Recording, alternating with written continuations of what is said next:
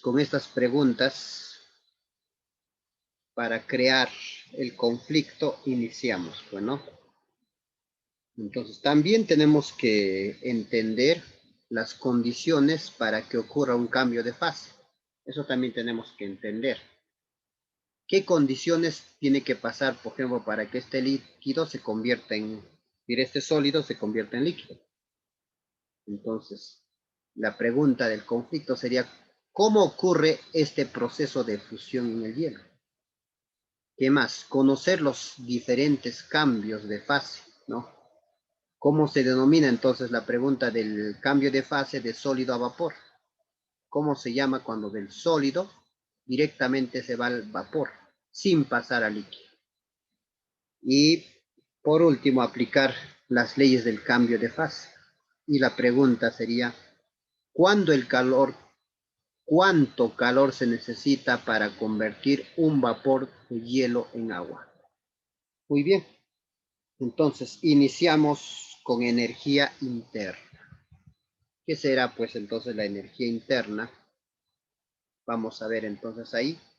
Tenemos una manzana que lo vamos a dejar caer de cierta altura. Entonces, nosotros hemos aprendido que los cuerpos al tener altura tienen energía potencial. Cuando hay altura hay energía potencial, gravitatoria. Y luego esta energía se puede transformar en energía cinética, ¿no? Cuando se está moviendo va a transformarse esa energía potencial en energía cinética. Pero una vez que el cuerpo llega al suelo, o choca, o se detiene, ¿qué pasó con su energía mecánica? ¿Qué habrá pasado? ¿No? Entonces, si te recuerdas, ya estarás dando la respuesta, ¿no? ¿Habrás notado que los cuerpos, cuando choca, se calientan? ¿Te habrás dado cuenta de eso? Entonces, la energía mecánica se transformó en energía térmica. Sí, profesor, claro, la energía mecánica, pues, al chocar, se va a transformar en energía térmica. Entonces, las moléculas del cuerpo están en constante movimiento, en constante vibración, vibran. Entonces, la pregunta es, ¿hay energía cinética? Entre ellos, o sea, en las partículas habrá energía cinética, energía potencial, claro que sí. Ya que están en movimiento vibratorio, hay energía cinética. Si consideramos una cierta altura, va a haber energía potencial. Entonces, para entender esto, veamos lo que ocurre en el interior de un cuerpo. Pues las moléculas están en constante vibración. Entonces, va a haber, ¿no? Va a haber energía potencial, va a haber altura, ¿ves? Y va a haber energía cinética. Y va a haber interacción, ¿no? Entonces, hay energía cinética. ¿Por qué hay energía cinética? Porque está en constante vibración. ¿Por qué hay energía potencial gravitatoria? Porque están interactuando los dos cuerpos. Entonces, tú puedes, esta molécula con respecto a esta molécula, puedes analizar. Hay interacción, va a haber energía potencial. No te olvides. Entonces, así concluimos con esto, que todo cuerpo presenta energía interna y la energía interna lo vamos a representar por un agua. Esto debido al movimiento e interacción de las moléculas, la cual matemáticamente viene dado. Entonces, ¿qué cosa es esto matemáticamente? La energía interna son toda la energía que hay pues dentro del cuerpo, todas las energías que hay dentro del cuerpo. Hemos analizado ya qué tipos de energías hay. Debido a la vibración hay energía cinética, entonces hay que sumar todas las energías cinéticas y debido a la interacción hay energía potencial, entonces sumamos todas las energías potenciales. Esa sumatoria de las energías cinéticas más la sumatoria de las energías potenciales es lo que se llama energía interna. Muy bien, entonces acá detallamos que la energía S es sumatoria, ¿no? Es la energía cinética asociada al movimiento molecular. Y la energía EP es la energía potencial asociado a la interacción molecular. Entonces, vamos con una observación. Primera observación. Ya está. ¿Qué sería? Primera observación. El cálculo de la energía interna de un cuerpo es casi imposible. O sea, hallar la energía interna de un cuerpo, dice, es casi imposible. ¿Por qué es imposible? Porque hay gran cantidad de moléculas, ¿no? Todo cuerpo es de cantidad, bastante moléculas. Tiene cantidad de moléculas. Y además hay una constante variación de velocidad y posición. Sin embargo, ¿no? Entonces, la energía interna no se puede hallar, ya se te ha explicado por qué. Muchas moléculas, mucha interacción. Entonces, cada rato cambian de posición porque las moléculas están en constante movimiento.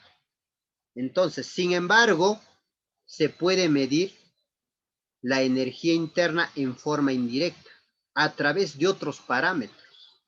No podemos medir de acuerdo a la definición, de acuerdo al constructo, ¿no? No podemos hacerlo. Entonces vamos a utilizar otros parámetros para medir esa energía. Entonces, esa energía lo vamos a medir con otros parámetros en forma directa. Y uno de estos parámetros es esto, la temperatura. La temperatura nos va a ayudar a medir en forma directa. Entonces, ¿qué es la temperatura? La temperatura es una magnitud física escalar, no es vectorial, es escalar. Y fundamental que nos mide el grado de agitación molecular que presenta un cuerpo, una sustancia. Cuánta agitación, cuánto movimiento hay en una partícula, en una molécula, en una sustancia, eso nos mide la temperatura. Tener en cuenta que la temperatura está asociado directamente a la energía cinética en promedio, ¿no? Por cada molécula. Entonces, eso no hay que olvidar. Pues la temperatura está asociada directamente a la energía cinética. La temperatura de aquí es 10 grados centígrados, entonces va a estar de acuerdo al movimiento, mira, entonces si es 10 grados el movimiento de la energía cinética debe ser un poco leve, a 40 grados la energía cinética en vez más, a 70 y más movimiento habrá, pues entonces está relacionado con la energía cinética, ¿no? Bueno, en la escala absoluta o escala de Kelvin se determina por la siguiente igualdad, o sea, quiere decir que esta es la que más se utiliza en la temperatura. Porque lo que queremos a veces es convertir al sistema internacional, y el sistema internacional es la escala absoluta Kelvin. Kelvin es la escala absoluta, entonces sería Celsius más 273. Bueno, usted ya conoce, sabe de las escalas termométricas. Allí están las 4 escalas, que esto viene obviamente de un análisis del termómetro de agua, pues, ¿no? Haciendo una comparación, de ahí sale la fórmula. Una vez más te lo aclaro. Entonces, acá se agarra 4 termómetros.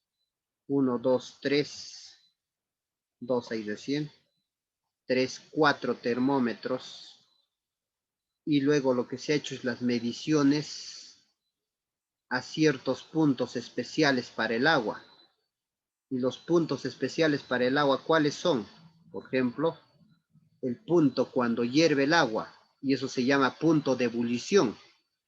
Entonces, nosotros sabemos para el grado centígrado, el agua hierve a 100 grados, ¿ve? Luego está el punto de congelación. ¿A cuántos grados se congela el agua? Pues el agua se congela a 0 grados. Pero con estos dos puntos nomás sale esta relación que está aquí, ¿eh?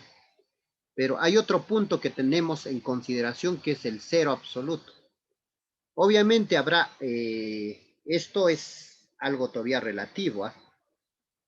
Porque hasta el momento solamente se ha descubierto, esto es lo más frío que hasta ahorita se ha encontrado, que es menos 273. Tal vez siguen descubriendo y se puede encontrar más frío que esto, pues, ¿no? En teoría puede haber, En los dibujos hasta, no cuánto ponen, 1000 grados bajo cero, en teoría, ya por ser dibujo, pero en la realidad se ha encontrado solamente eso, pues menos 273, eso es lo más frío hasta ahorita encontrado. Y eso es el cero absoluto. Entonces, de acuerdo a las investigaciones, eso puede cambiar. Entonces, igualito se analiza para otra escala llamada Fahrenheit. Pues Fahrenheit también, pues no tiene. Entonces, Fahrenheit, por ejemplo, en grados Fahrenheit, el agua hierve a 272 grados. ¿Y qué más? Se congela a 32 grados. Y así. Muy bien. Y acá es menos 460. Y así igualito para Kelvin. Entonces, Kelvin es absoluto y Rankine también es absoluto. Entonces, no necesitan la bolita. Entonces, acá el agua en grados en el sistema internacional se congela exactamente a 273. ¿Por qué se les llama escalas absolutas? Porque esto de acá es cero. El cero absoluto para ello es cero. ¿No? O sea, no, en un termómetro, en la escala Kelvin no hay menos, no hay negativos. En cambio, en las escalas relativas sí hay negativos. Esa es una de las diferencias.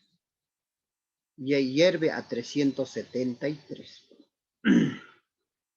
Eso no olvidarnos. Hay que tomar en cuenta eso. Y acá es a 492. Ya. Y eso es Rankine. Entonces, de acá sale, pues, utilizando en este caso tu geometría. Pues se utiliza ahí, ve, por ejemplo, tantas relaciones que acá puedo encontrar. Y la relación que se utiliza es esta. C es a 0, ahí está, C menos 0, va a ser como F menos 32, va a ser como Kelvin menos 273, va a ser como Rankine menos 492. Ahí está todo lo de arriba. Eso va a ser igual a quién. Puede estar cualquier relación, ¿eh? Puedo hallar el tamaño de todo, pero ellos lo que van a utilizar estos dos. La resta de estos dos. 100 menos ceros, 100 salía abajo. Luego restaban 272 menos 32, salía 180. El otro lo restaban, salía 100. El otro lo restaban, sale 180. Pues muy grande, lo que han hecho es sacarle pues a toditos décima, primer lugar, a todos los sacaron décima. Y luego le han sacado la mitad. Mitad, mitad y mitad. Y ahí está. Quedó esa relación. Entonces, eso que tú observas no sale de la nada. Eso tienes que entenderlo. Entonces, esa relación sale de ahí. Pues para algunos ejercicios, esa tablita que he hecho tienes que aprenderte al menos de este primero. Al menos de él. Sí, del Celsius. Al menos de él tienes que saber a cuántos grados hierve, a cuántos grados se congela. Al menos de él. Ya. Muy bien. Entonces, relacionando acá, por ejemplo, él con él, sale otras formulitas pequeñas. De ahí sale todas las conversiones. Pues, incluso esa que te he dado, sale de él y él. Si tú igualas el primero y el tercero, se van los 5, ahí está, sale. Celsius va a ser Kelvin menos 273. Los dos igualamos el primero. A ver, ellos dos igualamos, quedaría la siguiente fórmula que te voy a poner. A ver, de ellos dos, ahí está, de Celsius y Kelvin, de acá nada más. O sea, en este del primero y tercero, en otras palabras, saldría eso. Ahora sí, después de utilizando, a ver acá, Celsius y Fahrenheit de estos dos, no hay nada que hacer, así queda. Esto sería la otra fórmula que quedaría. Y ahí puedes relacionar más, pues, a ver, ¿cuál más? Puedes usar estos dos, también ahí queda, entonces sería para encontrar Fahrenheit y Kelvin. Puedo utilizar estos dos, que sería Fahrenheit más R más 460. Y así sale, ¿no? Muy bien, entonces eso sería todo. Eso es para convertir, eso es para conversiones. Ahora hay otro que es variación. Para utilizar variación, cambio de temperatura, utiliza este truquito. La variación de temperatura se cumple, por ejemplo, que 1,8 variación en Celsius va a ser equivalente a variación en Fahrenheit, va a ser equivalente a 1,8 variación en Kelvin, y esto es variación en Rankine. ¿No te gusta decimales? Aquí está en fracciones. Esto quiere decir variación entre 5 de Celsius, variación de Fahrenheit entre 9, variación de Kelvin entre 5 y variación de Rankine 9 son iguales. De acá se puede sacar dos conclusiones importantes, que la variación de, por ejemplo, cuando yo quiero llevar de Fahrenheit, de Celsius a Fahrenheit es entre 5 a 9. Quiero llevar de Kelvin a Rankine también 5 a 9. Bueno, ya está. Pero lo más bonito es entre iguales cuando igualas. El primero y el tercero se van los 5. ¿Qué quedaría? Variación de Celsius es igual a variación en Kelvin. Y si igualo el tercero y cuarto, quedaría variación de Fahrenheit es igual a variación en Rankine. Esto es importantísimo. Cuando alguien no sabe esto que está acá, te va a dar, por ejemplo, la temperatura inicial. La temperatura inicial es 27 grados Celsius, dice. Ya está. La temperatura final es 227, aquí incluso. El que no sabe qué va a hacer, esto lo va a convertir a Rankine. Diré a Kelvin. Entonces, te dan esto, pero tú quieres hallar en el sistema internacional cuánto vale esto. Aplicando esta propiedad, saldría. Entonces, ¿qué haces? Hallas la variación de la temperatura en Celsius. ¿Cuánto saldría restando? 200. ¿Qué dice la teoría? A 200 grados Celsius es igual a 200 grados Kelvin. O sea, la resta en Celsius es igual que la resta en Kelvin. Entonces, tú lo restas en Celsius y eso ya está en Kelvin. Camayotes, ¿qué hacen? Convierten, restan y sale todavía. Yo también una época así hacía, hasta que me di cuenta de esto. Convertía uno de ellos, convertía el otro todavía, de ahí restaba. Y cuando me di cuenta que no había necesidad de hacer eso. Entonces, eso se utiliza para variación. Muy bien, entonces, con respecto a la temperatura, creo que hemos terminado la teoría. Vamos entonces a un ejercicio número 1. A ver qué nos dice. El Premio Nobel de la Física de 1978 fue otorgado por Arnold Piesi y Robert Wilson. Ellos descubrieron la radiación de un fondo cósmico de microondas y la observación de ese ruido parecía venir de todos los lados del espacio. Finalmente encontraron que ese fenómeno sería producto de la radiación electromagnética residual del Big Bang, el cual ocurrió hace 13,7 millones de años. El análisis de esta radiación condujo a la deducción de que la temperatura del fondo del universo es de 2,725 Kelvin. La pregunta es, ¿cuál de las siguientes temperaturas en grados Celsius se aproxima más a la temperatura del universo? Ah, ya mira, han ganado el premio Nobel en el año de 1978. Han podido analizar la temperatura del universo en el sistema internacional, pero como tú no estás acostumbrado, no te das cuenta cómo es esa temperatura. ¿Será mucho calor, mucho frío? ¿Cómo es esa temperatura de 2,725 Kelvin? Allá vamos a ver entonces cómo era. Pues a simple vista parece grande, algunos se han imaginado, porque habla de universo, pensaban que era grande si no miraban las claves. Ah, resulta que esa temperatura del universo es más bien muy frío. Allá. Eso ha sido tomado en el examen de la Universidad de San Marcos el año 2019-2, casi cerca. Pues, ¿qué tenías que hacer? Lo único, recordarte la relación. Kelvin es Celsius más 273. Entonces sumabas, Kelvin es 2,75 baja Celsius y se acabó. Entonces sería 2,73 menos el restabas. Y al momento de restar, agarrabas 2,73, lo ponías 3 ceros y restabas 2,725. No creo que ese detalle hay muchos que se olvidan. Entonces, ahí restando, ya pues sale. La temperatura sale menos 270,275 grados Celsius. Entonces, es casi el cero absoluto, creo. La temperatura del fondo del universo había sido frío, entonces que alguien se anime, digamos, a ver, pide un deseo y dice, quiero irme al fondo del universo, se va a morir congelado, ¿no? Ya está. Muy bien. Pues estaba fácil y algo más nos estamos culturalizando siquiera, ¿no? Nos estamos llenando de un poco más de conocimiento. Bueno, vamos a ver ahora lo que es dilatación térmica. ¿Qué cosa, profesor, es dilatación térmica? Dilatación térmica es debido a la temperatura. El responsable es el cambio de temperatura. Cuando un cuerpo cambia de temperatura, todo cuerpo se incrementa sus dimensiones. A ese incremento de dimensión se le llama dilatación térmica. Allá, profesor. Pues todos tienen que ver esto. Este es incremento, si hacemos un estudio más profundo, se debe a las oscilaciones entre molécula y molécula. Ajá, o sea, porque la temperatura te mide las oscilaciones. Entonces, cuanto más oscila, entonces el material pues se dilata.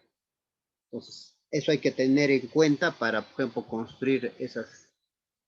Pues los que no saben física no dejan el espacio adecuado, entonces lo hacen eso se llama por un conocimiento empírico. ¿Cómo es empírico? O sea, por práctica. Ni siquiera hacen las medidas. Les han llevado física en la universidad, pero han aprobado por las antes. Y le preguntas, ¿todavía estás aplicando física? Y todavía el ingeniero dice, no, ¿para qué estudiaré física si nunca lo voy a aplicar? Llega al trabajo, al campo de trabajo y hace estas cosas. Ya creo que lo deja un espacio, déjalo el espacio. ¿Cuánto voy a dejar, ingeniero? Ya lo que tú creas, un dedo, déjalo. Hace mala medición, no ha tomado en cuenta el calor, todo el verano, el invierno, todo tiene que tomar en cuenta.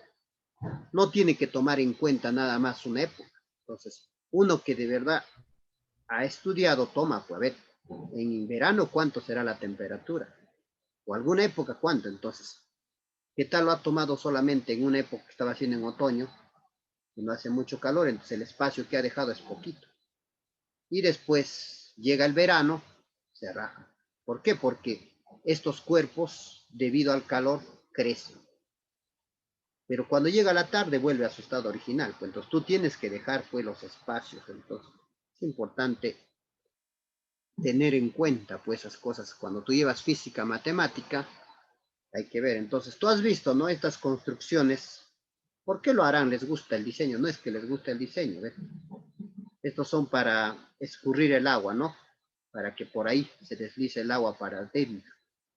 Pues, pero ¿por qué tienen ese diseño? Profesor, por acá se cae mi moneda. ¿Por qué lo han hecho muy grande? Entonces, esto hay que tomar en cuenta porque todo cuerpo, por el efecto del calor, se dilata. ¿Ves? Pues este espacio que está dejando es porque se supone que ha hecho la medición respectiva. Cuando aumenta el calor, hasta ahí crece. El problema es que no puedes taparlo o dejarlo porque cuando se enfría, se toma, ¿no? Muy bien, entonces importante es el efecto de la dilatación térmica. Entonces, ya, muy bien, entonces dilatación térmica. Este evento, ¿no? Donde cambian de dimensiones un cuerpo cuando experimenta el cambio de temperatura, ¿no? Entonces se encontraba una temperatura inicial, ahí está. Le llega el calor y ese cuerpo va a tener una longitud final. Obviamente la variación de longitud no es como aquí tan notoria, no es tan notorio. Entonces tú estás pensando, a ver, voy a ver, de 5 metros va a crecer 10 metros. No, el aumento es tan pequeñito que ni siquiera te notas. Si era 5 metros, crecerá pues 5 metros con 40 milímetros, así, milímetros o capaz centímetros crece, pues depende cuánto calor va a recibir, ¿ya? Y lo mismo, si esto estaba caliente y tú lo enfrías, más frío le das, también se contrae. No te olvides, también se contrae. ¿Ve? Así. Disminuye su tamaño también.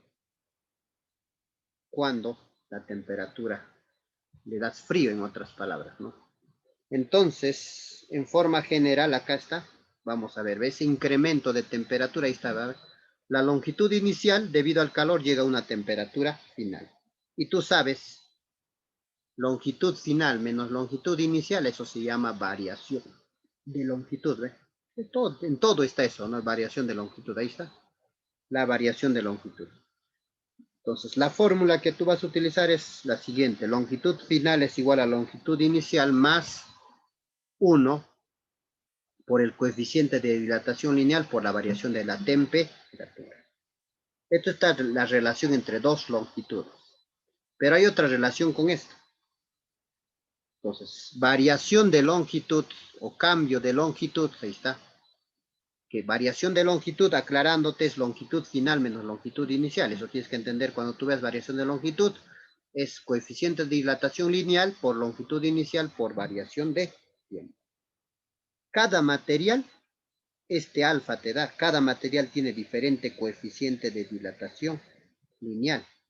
Acá hay algunos datos, por ejemplo, ¿ves? El aluminio es 2,40 por 10 a la menos 5, el latón es 1,9, el concreto es 1,20, el cobre y así.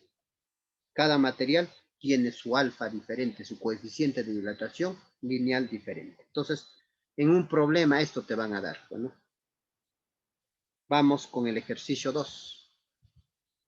Dice, se construye un puente como se muestra en la figura. Esta riel, o qué será este puente, este material, este fierro, su coeficiente de dilatación es 2,1 por 10 a la menos 4. La pregunta es, ¿qué espacio hay que dejar en el extremo derecho para que no haya problemas con la dilatación? Incluso tomen en cuenta esto. Si sabe que en el verano, de verano a invierno, la temperatura varía a 50 grados Celsius.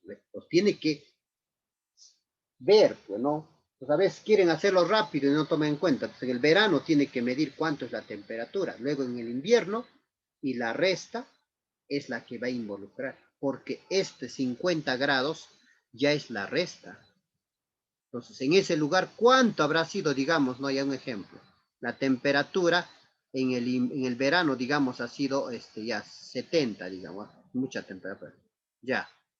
Y en el invierno habrá sido, pues, digamos, 20. Pues esos dos se toman en cuenta. Pues ya sabes, ¿no? ¿Cómo vas a hacer? Porque lo que se va a reemplazar en la fórmula es la variación de la temperatura, que es final menos inicial. Pero en este problema ya nos ha dado este dato. La variación, el cambio de temperatura de verano a invierno era 50. Allá, pues ya nos ha dado eso. Muy bien, entonces, en este caso lo que quiero hallar, ¿qué cosa es saber? ¿Quiero hallar longitud final? No, no quieres hallar longitud final. ¿Para qué vas a hallar? Puedes hallar, pues, si quieres. También sale, pues, ¿no? Si tú hallas la longitud final, acá sería esto. Una manera, claro. Halla la longitud final y luego restas de esa longitud final menos inicial y salió X. Pero hay otra más directa para hallar X, pues. ¿Qué cosa es X, pero? X es la variación de longitud. Ah, ¿verdad? Pues no. Ah, entonces utilizo mi fórmula de variación de longitud. ¿Cuál era? Hay que recordarnos nada más. Variación de longitud era coeficiente de dilatación lineal, ¿no? No, variación de longitud era longitud inicial por coeficiente de dilatación lineal por variación de tiempo. Ahí está. Listo para reemplazar. Fácil, ¿eh? Longitud inicial tienes. Coeficiente de dilatación lineal tienes. Y variación de temperatura también lo tienes. Reemplazas, a ver, vamos a ver. Longitud inicial 5. Coeficiente de dilatación lineal 2 por 10 a la menos 4. Y la variación de temperatura es 50. Acá multiplico, a ver, 10 por 50 sale 500. 500 por 10 a la menos 4. Estos dos ceros significa 10 a la 2, entonces sale 5 por 10 a la menos 2 metros. 5 por 10 a la menos 2 metros. Pero la respuesta estaba en centímetros. En centímetros estaba la respuesta. Ya, profesor. Entonces, ¿qué va a pasar? Entonces, acá puedo utilizar en manera práctica esto. El centi es 10 a la menos 2. Hay tantas maneras. ¿Ah? Otra manera es multiplicarlo por 100. Ya, otra manera es que la cetus es 10 a la menos 2. En vez que 10 a la menos 2 lo pongo la 6 y se acabó. Variación de longitud era 5 centímetros. Muy bien, entonces, bueno, teniendo 5 metros para que crezca 2 metros, tiene que aumentar 50 la variación, ¿no? 50 grados Celsius. Bastante 50. Muy bien. Problema 3. Determine cuánto debe incrementarse la temperatura del sistema para que las varillas se junten. O si tú tienes, algunos, por ejemplo, esto es el horror, aunque no crean chicos, ¿eh? Están construyendo un piso y solamente le miden para él y no lo hacen para él. Pues tú ya pues, cuando estás estudiando bien tienes que hacerlo bien, tienes que medir de él y de él, porque se supone que él va a crecer y se supone que el otro también va a crecer. Si tomas en cuenta de él nomás, ya pues vas a ver que va a salir mal. Pues la excusa de decir, pues no, el cemento malo me han vendido, ¿no? Malobrado cemento, cuando en realidad son problemas de cálculo. Ya. Pues nadie se imaginaba que esto iban a crecer por el producto de calor. Ya está. Muy bien, entonces acá tengo que tomar en cuenta que uno de ellos va a crecer y el otro va a crecer. Entonces diré, pues, ¿no? Lo que aumenta uno de ellos, ¿sí o no? Lo que aumenta uno de ellos, más lo que aumenta el otro, tiene que ser 8 milímetros. Claro, esto es el incremento, variación de longitud de A, y esto es el incremento de B. La variación de longitud de A más la variación de longitud de B debe ser 8 milímetros. Ya está, ahí está cómo se halla la variación de longitud. Ya, entonces está fácil, pues entonces reemplazamos. Pues para hallar las variaciones de A, solo necesito la longitud de A, el coeficiente de A y variación de longitud de B. No, variación de temperatura. Variación de temperatura. Entonces reemplazamos. A ver, con pluma primero y de ahí comparamos. Longitud inicial sería 20 centímetros. Uy, pero acá nos complica las unidades. Bueno, hay que llevarlo mejor todo al sistema internacional. En este caso, el centi, puedo utilizar ese truco. Centi vale 10 a la menos 2, entonces sería 20 por 10 a la menos 2. Metro, al toque, ¿ve? Utilizando el centi, que es 10 a la menos 2, al toque lo he convertido a metros. Ya, claro. Está bien eso, ¿sí o no? Entonces, acá sería, la longitud inicial sería 20 por 10 a la menos 2. Ya está. ¿Qué más dice? Por alfa. Coeficiente de dilatación en no sé cuánto es. Ya, pero como es A, lo voy a poner coeficiente de dilatación en A, no sé cuánto es.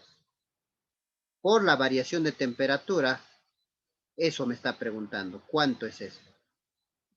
Bueno, ya está.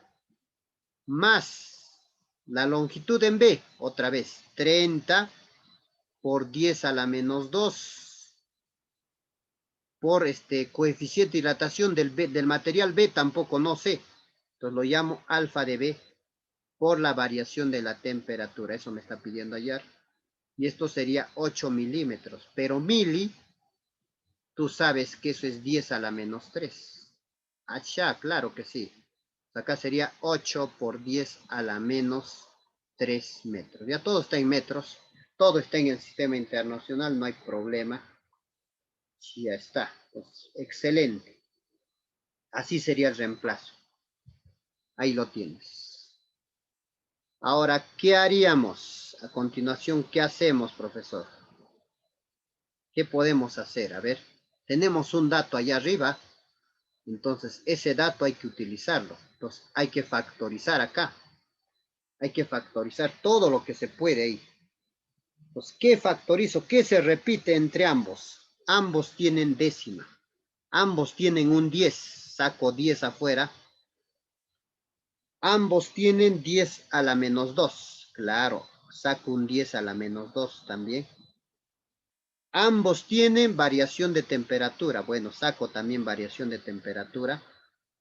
Abro paréntesis. Y acá quedaría, solamente quedaría 2 veces alfa de A más 3 veces coeficiente de dilatación de B. Y esto sería igual a 8 por 10 a la menos 3. Así quedaría. Muy bien. Obviamente que estos dos operando sale 10 a la menos 1 y eso es lo que ya hemos hecho ahí. Ya está. Ahora vamos a reemplazar ahí, pues. ¿Qué vamos a reemplazar, profesor? Todo esto vale 4 por 10 a la menos 4. Allá. 4 por 10 a la menos 4 lo reemplazamos. Ya esa parte es operación nada más, ¿no? ¿Qué puedo hacer acá? Le saco cuarta, acá queda 2. Estos 2 queda 10 a la menos 5, que pasa a dividir, sube arriba con 10 a la quinta, bueno, ya pues, ¿no? Y sale 10 al cuadrado. Y a ver, aquí está detalladamente, no te vais a perder. Le he sacado cuarta, este 10 a la menos 5 pasa a dividir y sube arriba con 10 a la quinta, sale 10 al cuadrado. 2 por 10 al cuadrado, 200. La variación de temperatura debía ser 200.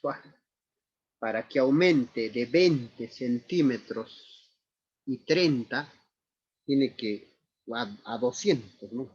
Bueno, ya. Ahora vamos a ver la dilatación, pero ahora en áreas. No solo entonces se dilata longitudinalmente, también se dilata. Si es un cuadrado, un rectángulo, también se dilata. También crece eso. Mira, a ver. Si tienes un área total, crece el área total. Si tienes un área parcial con hueco, el hueco también crece. Que sí, profesor, claro, eso también. Entonces, aquí para hallar la dilatación, eso se llama dilatación superficial, similar la fórmula. Entonces, acá se lee así, área final es igual a área inicial más, ¿no? Por 1 más, esto es coeficiente de dilatación superficial por variación de temperatura. Pero también podemos hallar la variación del área. Ahí está, la variación del área es coeficiente de dilatación no superficial por área inicial por variación de temperatura. Donde ese coeficiente de dilatación superficial es igual a 2 veces el coeficiente de dilatación lineal. Entonces las fórmulas es parecido, ¿no? Antes estaba con L, ahora está con A, es lo mismo. Vamos entonces, problema 4. La figura muestra una placa que se encuentra a 5 grados Celsius. Y esta placa es calentada hasta 105 grados Celsius. Halla el área final. Pues ahora quiero hallar el área final. Tengo todo. Pues primero hallaremos el área. Pues ¿cómo es el área de un rectángulo? Largo por ancho o base por altura. O sea, 5 por 20 sería el área. 5 por 20 sale 100. No me dicen qué, entonces unidades cuadrados. Y esta fórmula vamos a reemplazar.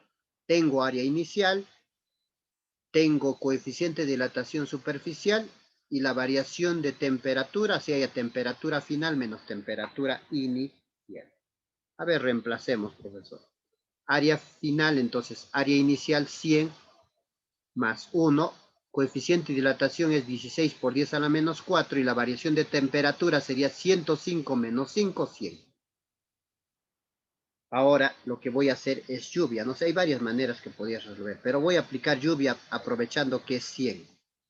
100 por una es 100, y 100 por todo esto sale 10 a la 4. Claro que si este es 10 a la 2, este es 10 a la 2, 10 a la 4. Sale 16 por 10 a la 4. 10 a la 4 y 10 a la menos 4 se van. Sale 100 más 16, 116 unidades cuadradas era el área final. 5. A la placa de metal mostrado se le ha aplicado un orificio, se le han hecho un hueco, como se muestra en la figura. Hallar cuál será el área final de dicho orificio si calentamos la placa en 100 grados. O sea, la variación de la temperatura es 100 grados. Entonces, los que no saben esta propiedad, ¿qué van a hacer? Van a hallar el área del rectángulo, van a hallar el área de no sé qué y no sé qué van a analizar. Pero hay una propiedad, pues, en dilatación que dice, así como el cuerpo se dilata, el hueco también se dilata proporcionalmente. Ah, ya, profesor, entonces, si acá me está preguntando qué área va a tener este orificio, me olvido pues del otro. Ah, entonces, el orificio también se dilata, igual que se dilataría la placa. Ah, ya, profesor, entonces mejor analizo solamente el orificio. Como si hay el área de una circunferencia, es pi por radio al cuadrado. Y ahí está su radio, es 4. Entonces, me está pidiendo otra vez el área final, voy a utilizar esto. Entonces, el área de un círculo es pi por 4 al cuadrado, que sería 4 al cuadrado, 16 pi unidades cuadradas.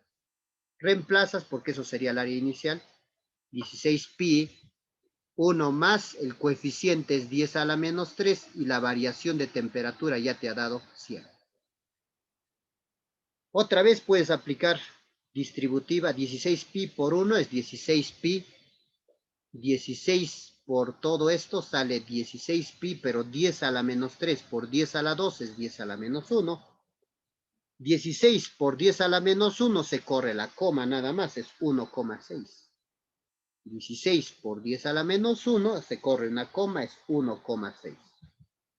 Entonces 16 más 1,6 sale 17,6 pi metros cuadrados. Parece difícil, pero fácil, ¿no? Fácil. Ahora vamos a ver la dilatación volumétrica. También se dilata en 3 dimensiones si tenemos un volumen. Si tenemos un área, se va a dilatar en 2 dimensiones. Si tenemos un volumen, se dilata en 3 dimensiones. De lo que era un cubo, va a crecer en sus 3 dimensiones. Tú no vayas a hacer que solamente un lado, no me analices. Se analiza en 3 dimensiones. Aquí se cumple, esto se llama el coeficiente de dilatación volumétrica, es 3 veces el coeficiente de dilatación lineal. Las fórmulas similar. Por ejemplo, el volumen final es igual al volumen inicial multiplicado por 1. Este es el coeficiente de dilatación volumétrica por variación de temperatura. Y la variación del volumen es coeficiente de dilatación volumétrica por volumen inicial por variación de temperatura. Y de fácil, similar. Basta uno de ellos te aprendas si lo relacionas. Pero hay problemas que relacionan con densidad. Bueno, esto se llega a demostrar, pero acá ya te estamos dando. Entonces, viendo la densidad. La densidad también varía con la temperatura. Aquí está. Pues la densidad final va a ser igual a la densidad inicial entre 1 por variación, coeficiente de variación volumétrica por variación de temperatura. Pues aquí está la leyenda si te olvidas. Esto es densidad inicial a una temperatura T. Esto es densidad final a una temperatura cuando aumenta. Y ya está. Y hay acá algunas cositas, ¿ves? Si hay huecos, los agujeros se dilatan y se contraen también, ¿no? Ah, ya. Para la mayoría de los materiales se verifica que el alfa está entre 10 a la menos 5 y 10 a la menos 4. El agua es anómalo. El agua, mientras, ¿no? El agua, algunos cuerpos, mira, de 0 a 4 están aumentando su tamaño. A 0 grados aumenta su tamaño, aumenta su volumen, digamos. Pero el agua es anómalo en esta temperatura. Mientras que los demás a esta temperatura está aumentando su volumen, el agua disminuye su volumen. Ese comportamiento anómalo del agua hay que tenerlo en cuenta.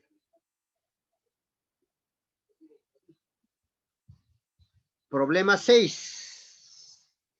Un líquido de densidad 5 gramos por centímetros cúbicos que está a 0 grados es calentado hasta 100 y su coeficiente de dilatación volumétrica es 8 por 10 a la menos 5 grados Celsius. calcule la densidad de dicha temperatura. O sea, nos está pidiendo la densidad final. Simplemente es aplicación de esto.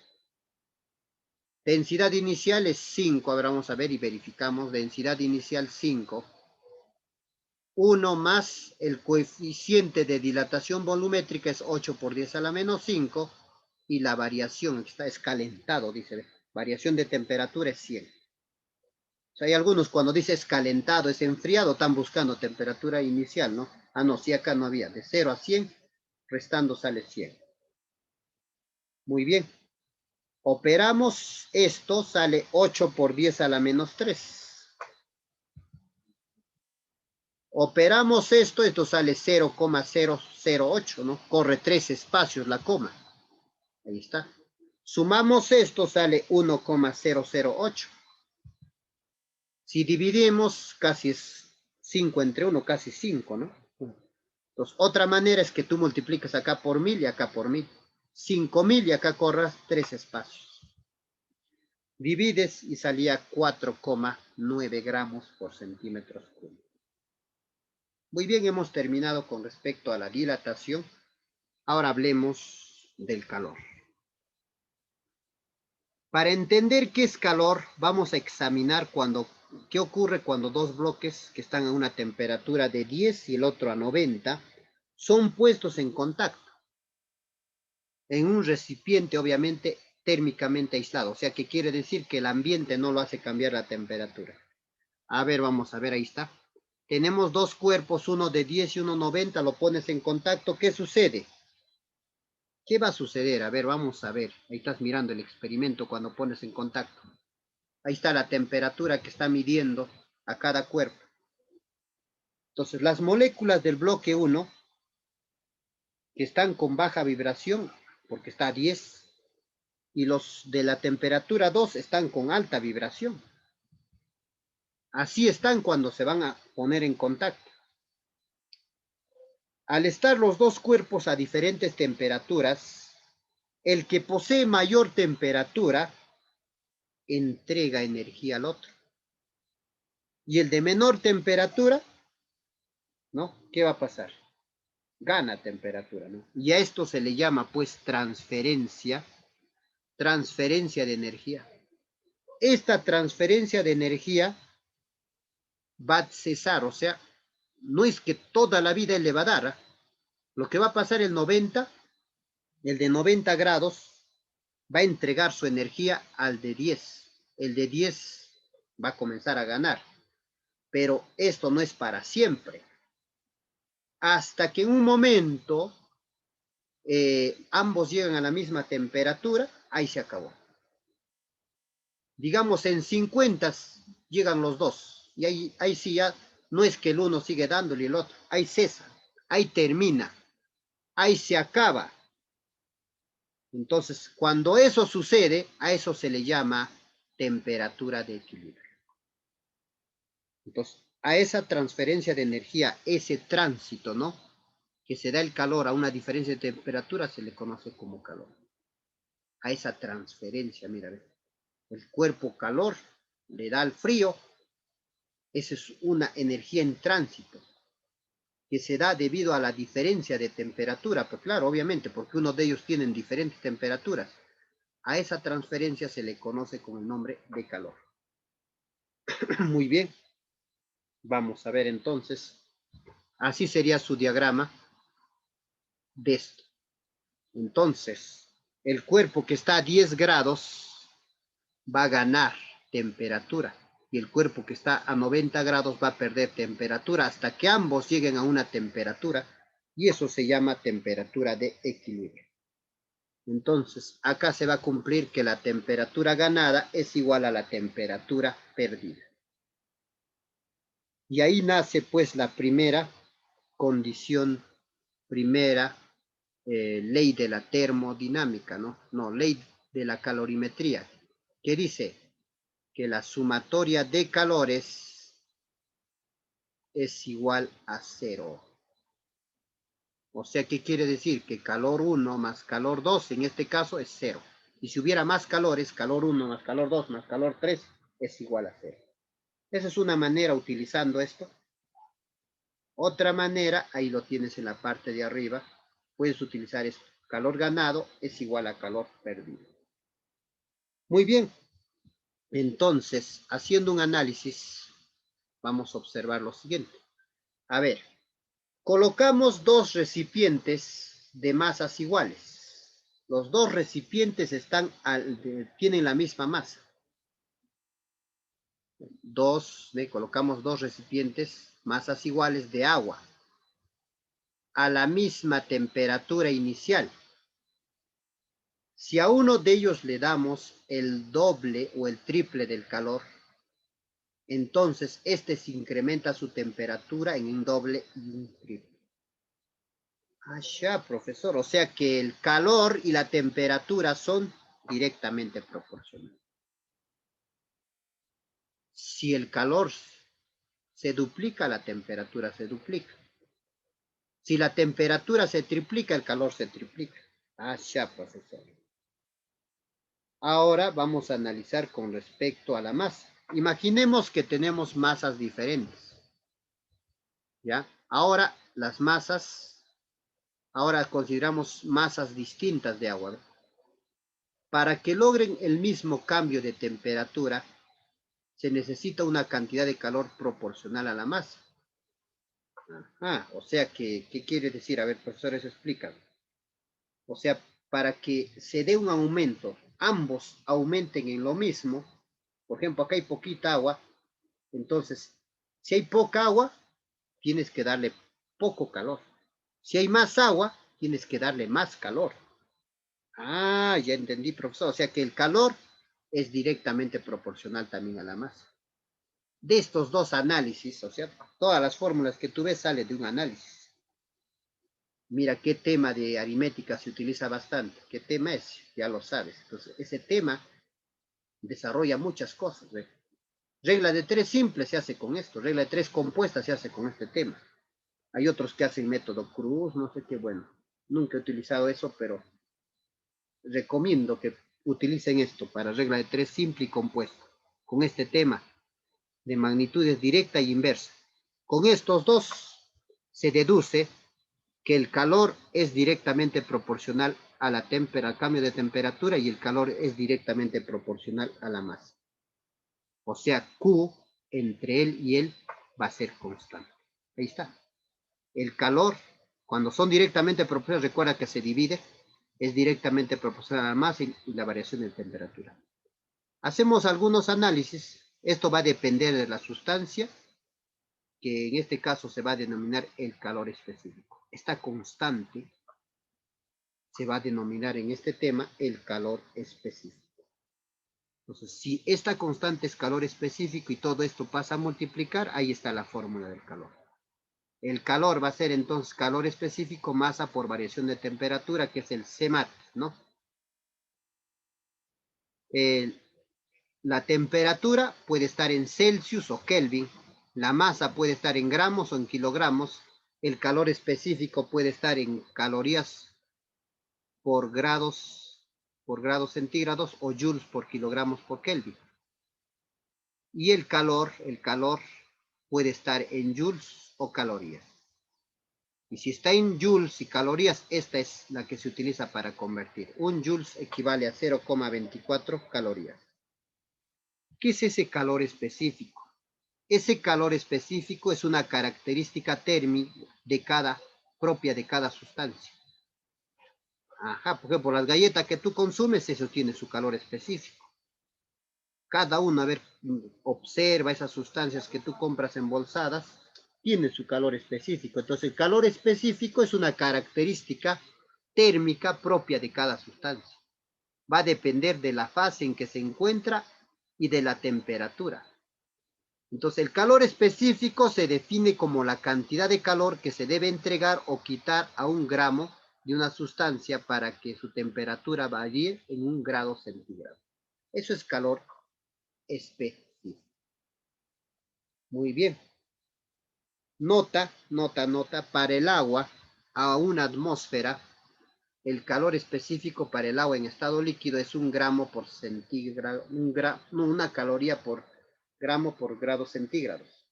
la caloría, el calor específico para el hielo es 0,5, el calor específico para el vapor es 0,5. Hablemos ahora de la capacidad calorífica. La capacidad calorífica es la cantidad de calor que se debe entregar o quitar a una sustancia para que toda masa varíe su temperatura en un grado. Eso es la cantidad, capacidad calorífica. Por eso, claro, ¿qué calor debes quitar o entregar para que su masa varíe en un grado centígrado? Acá lo tenemos. Entonces, la capacidad calorífica va a ser el calor por la variación de temperatura. Su unidad es calorías por grados centígrados. Esto que está multiplicando, que está dividiendo, pasa a multiplicar, entonces el calor también puede ser igual a la capacidad calorífica por la variación de temperatura. Nota, algo importante. La capacidad calorífica despreciable significa que la sustancia no gana ni pierde calor. Si tú tienes un problema, te dice, a ver, la capacidad calorífica es despreciable. Entonces, si te ponen la capacidad calorífica despreciable, no te olvides. Eso va a significar que no gana ni pierde calor. Es decir, se comporta como un aislante térmico. Entonces, por ejemplo, en un recipiente de capacidad calorífica despreciable, así te pone, está elaborado por un material en el cual el calor específico es muy bajo. O sea, casi el calor específico es cero, de tal manera que no intervendrá en la transferencia de calor. Si alguien te dice, hazme un ejemplo de una capacidad calorífica despreciable, por ejemplo, digamos, tú estás en el colegio y te dice, a ver, búscame ese material que no hace que cambie la temperatura, entonces ahí lo tienes. Por ejemplo, este material se ha creado a esas condiciones. Podría servir como un recipiente de capacidad calorífica despreciable. O sea que, ¿qué significa, profesor? Que tú puedes medir otras sustancias acá. Ya está. Otro que, a ver, hay otro, ahí está. Las asas de las ollas. Obviamente no esas ollas de, que todo es, creo que no sé qué material, que cuando agarras te quema, pero estas ollas modernas, si tú lo tocas, no se calienta. Esto estará caliente, pero ahí está. Esto funciona. Pues, ay, ¿ves? Importante entonces la capacidad calorífica, ¿ves? ¿Cuál importante es, no? Entonces, cuando la capacidad calorífica es despreciable, significa que no gana ni pierde calor, ¿ves? Ah, ya, profesor, importante entonces. Está en todo inmerso a donde tú te encuentras. Problema 7. ¿Qué nos dice? A ver, en un recipiente térmicamente aislado, ahí está. O sea que es como el Tecnopor, pero hay más modernos recipientes, ¿no? En estos recipientes no hace cambiar, pero si tú pruebas en otros recipientes, ese recipiente también involucra para el cambio de temperatura. Hay que tener cuidado eso. Entonces, en un recipiente aislado se mezcla 40 gramos de agua a 50 grados con 60 grados de agua a 80 grados.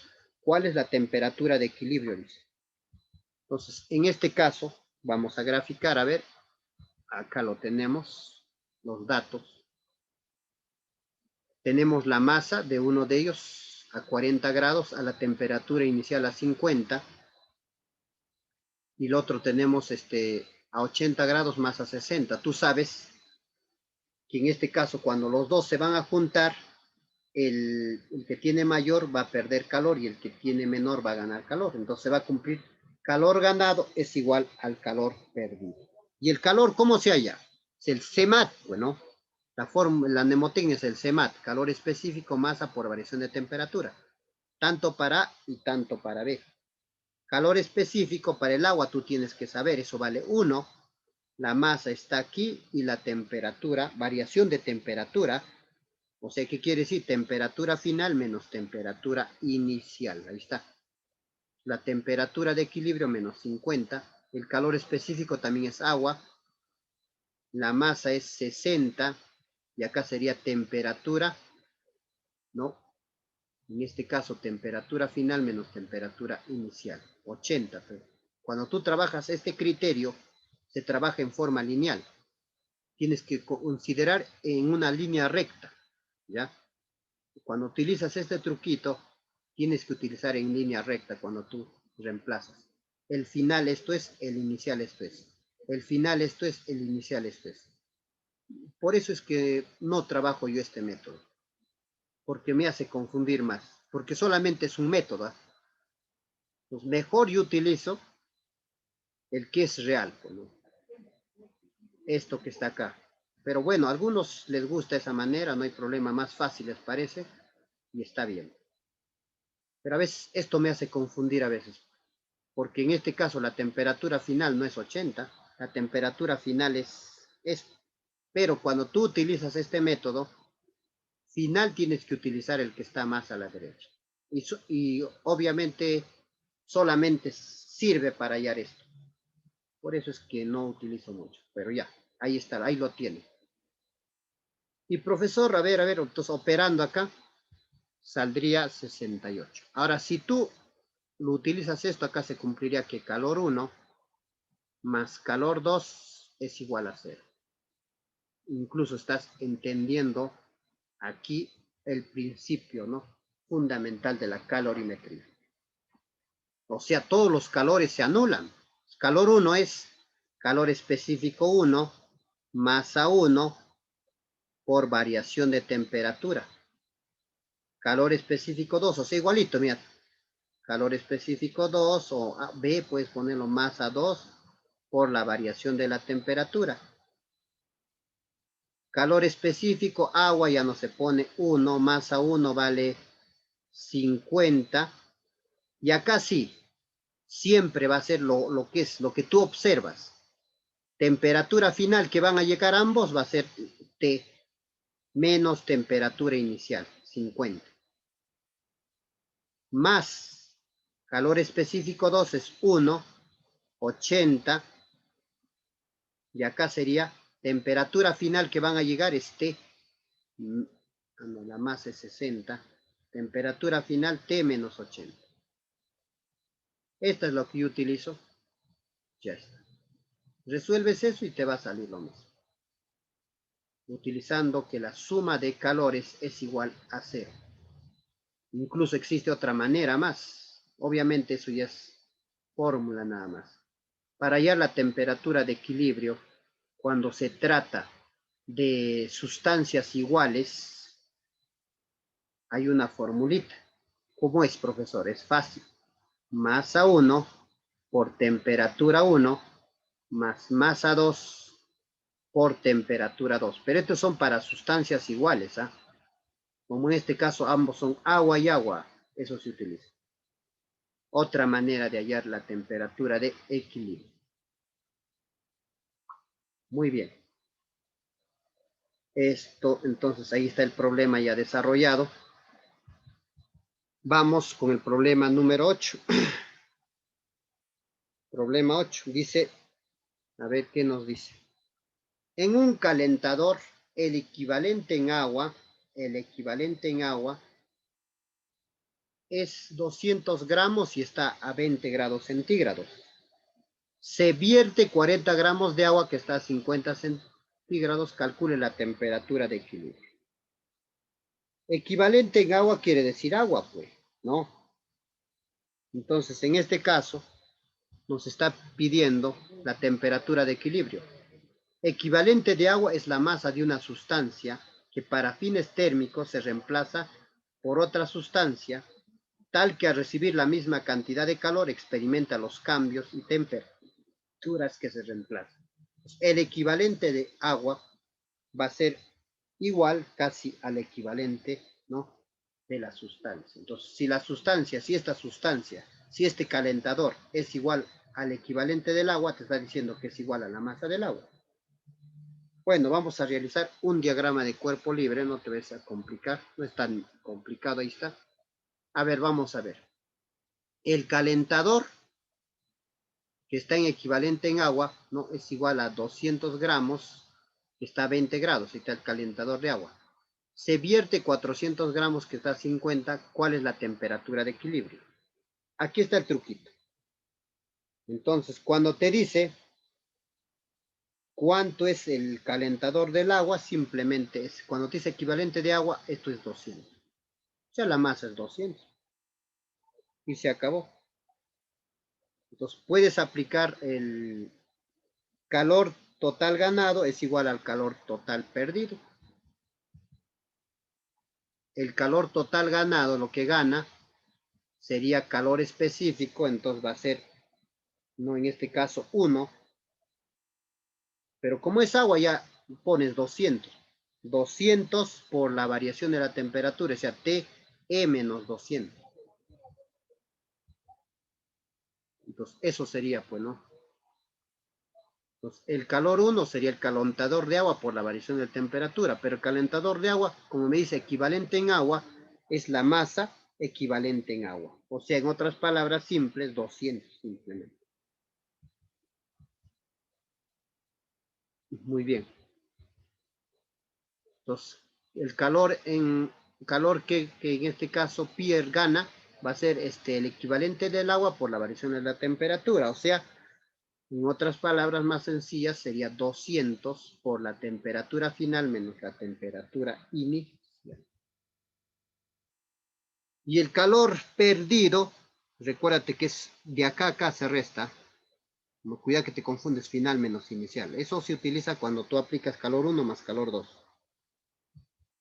Entonces, ahora para el agua sería calor específico del agua, masa del agua por la variación de la temperatura. Entonces sería calor específico es 1, la masa es 400 y acá se pone 50 menos TE.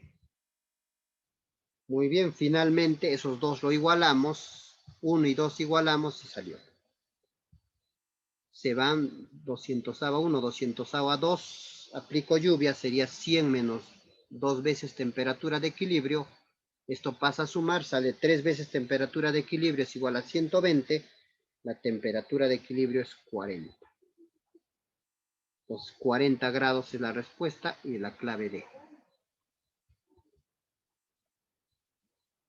Problema 9. En una expedición científica en el Amazonas, descubre una catarata que desea saber cuál es su altura. Hay una catarata y no saben cuál es su altura, pero no tienen ningún instrumento de medición apropiada. Uno de los miembros de la expedición mide la temperatura del agua en la parte superior e inferior de la catarata y encuentra que la diferencia de temperatura es 0,05 grados. Considerando que toda la energía mecánica, debido a la caída que emplea en aumentar la temperatura del agua y la rapidez del agua en la parte superior de la catarata, la velocidad es 4 metros por segundo, ¿cuál es aproximadamente la altura de la catarata? Si consideramos la gravedad 10 metros por cuadrado y el calor en el sistema internacional, ¿no? El calor específico del agua es 4,186 joules gramos centígrados. Bueno, mira, dato curioso, ¿no? Dato interesante. Examen de admisión 2021, la San Marcos, su avenida. Entonces, ¿qué tenemos que tomar en cuenta para este problema? Lo que tenemos que tomar en cuenta es lo que al inicio se te ha explicado. Cómo se encontraba el calor, qué tiene que ver para encontrar la energía, ¿no? Interna, por ejemplo, de un cuerpo, hasta de moléculas hemos visto. Tiene que ver pues la energía mecánica, ¿no? Esa energía mecánica, recuérdate la energía mecánica, energía cinética, energía potencial, esa energía mecánica, debido a la interacción y debido a la vibración, es lo que se convierte en calor. Ah, claro que sí, sí me recuerdo, profesor. Entonces, eso vamos a utilizar. Así está. Entonces, para medir esto, que este caso, uno de los miembros se ha dado cuenta, Sketch ha medido la parte inferior cuánto es la temperatura y arriba cuánto es la temperatura y ya saca la variación de la temperatura. Entonces, se ha dado cuenta que la catarata está en movimiento. Entonces, podía hallar su velocidad, ¿no? Entonces, como tiene altura, hay energía potencial gravitatoria, pero también tiene movimiento, hay velocidad, hay energía cinética. Entonces se va a cumplir que la energía potencial gravitatoria más energía cinética es el calor. Muy bien. ¿A qué era igual la energía potencial gravitatoria? Es masa, gravedad, altura. Por mnemotecnia, me gusta tu hermana. Y la energía cinética era 1/2 masa por velocidad al cuadrado. Y el calor ahorita hemos hecho, el CMAT, ¿no? El calor es el CMAT, calor específico, masa por variación de temperatura. Bueno, vamos a reemplazar. Acá sería masa, gravedad 10, altura, queremos saber eso. Masa, la velocidad es 4, ahí está, entre 2. El calor específico, ahí está 4,186. Masa, ¿no? La masa, entonces, pero en este caso está en gramos, ¿no? Acá está un problemita. Tiene que estar todo en sistema internacional. Entonces, esto puede que haya sido la complicación de algunos que han dado su examen. Está joules, gramos centígrados. Entonces, en este caso, la temperatura yo no tengo que convertir, porque este grado con este grado se van a ir. Obviamente, la temperatura yo no necesito convertir, ¿ves? Esto con esto se van a ir. Entonces, el que necesito es esto. Gramo no puede estar. Entonces, ¿qué digo? A ver, ¿cómo convertiría? ¿Cómo convierto entonces ese gramo? Tiene que estar en el sistema internacional kilogramo. Ya está entonces acá. ¿Qué digo? ¿No? 1 kilogramo vale 1000 gramos. Entonces, de esa manera eliminaría ese gramo. Entonces, al momento de reemplazar, al 4,186 lo multiplico por 1000. 1000 M, variación de temperatura 0,05. Ya no hay problema. Ahora sí. Desarrollo, en este caso las M se van a las M, todas las M. Mira, M, eliminamos, ya pues ya salió, ¿no? Eliminamos las M's. 10 al cubo por 0,05 sale 50. Multiplico por 4,8 y luego lo resto 8. Sale 20, 200, ¿no? 200 entre 10, 20 metros. Aproximadamente. Sale 20,0, tantos, pero aproximadamente es 20 metros. Alternativa A, entonces, para este problema número 9. Problema 10. Si a 1 gramo de cierta sustancia se le transfiere calor, su temperatura varía de acuerdo a la gráfica adjunta. Calcule el calor específico. Si tenemos esa gráfica, nos está pidiendo el calor específico. Entonces vamos a hallar su calor específico. Nos piden el calor específico.